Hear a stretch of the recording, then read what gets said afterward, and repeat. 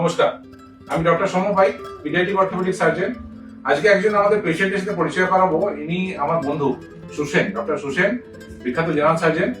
তো ওর বাচ্চার কিছু সমস্যা নিয়ে আমার কাছে এসছে আজকে। একটা টপিক নিয়ে আমাদের প্রায় আলোচনা হয়, যেটাকে বলা হয় ফ্ল্যাট ফুট। ফ্ল্যাট ফুট কথাটা অনেক সময় ওভার হয়। কখনো কখনো আমাদের বাবা মা বড্ড বেশি চিন্তা করেন। সুসেন যেমন কাজ ছেড়ে চলে এসেছে, কি হবে, দুদিন ধরে আমাকে ফোন করছে।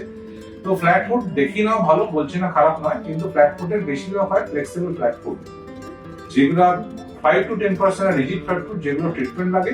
ফ্লেক্সিবল ফ্ল্যাট ফুটের বেশিরভাগ ক্ষেত্রে কোনো ট্রিটমেন্ট লাগে না। সুসেন, তোর পেশেন্টের বাচ্চার কি অসুবিধা হয়েছিল, কেন এই আমার কাছে? হাঁটাচলা ঠিক মতোই করছে, কিন্তু হাঁটার সময় দেখলাম যে হ্যাঁ পায়ের যে পাতাটা একদম পুরো ফ্ল্যাট, তার জন্যই আমি এটা মানুষের, বাচ্চাদের, মায়েদের, বাবা মায়ের মাথায় টেনশন হয়। তো ফ্ল্যাট ফুট অনেক সময় ছোট বাচ্চাদের বেবি ফ্যাট হতে পারে, ওদের ঘাবড়াবেন না, ডাক্তার দেখিয়ে নেওয়া ভালো, ক্ষতি কিছু নেই, কিন্তু এত টেনশন করার কিছু নেই। নমস্কার।